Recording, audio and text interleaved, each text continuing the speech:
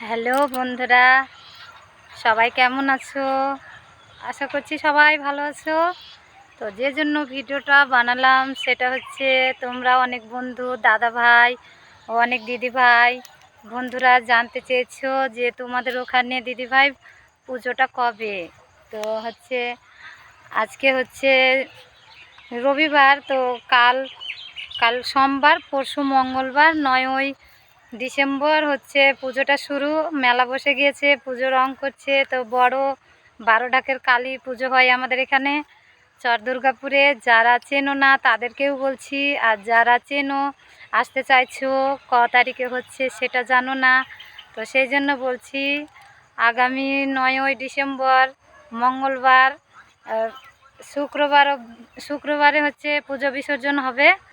12 তারিখে শেষ মেলা। তো যারা মনে করছো এই মেলায় আসবে, তো সবাই চলে এসো। অনেক বড় মেলা হয় এখানে।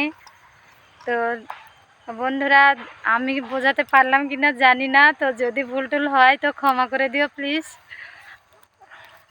তো সবাইকে আসার জন্য আমন্ত্রণ জানাচ্ছি বন্ধুদের।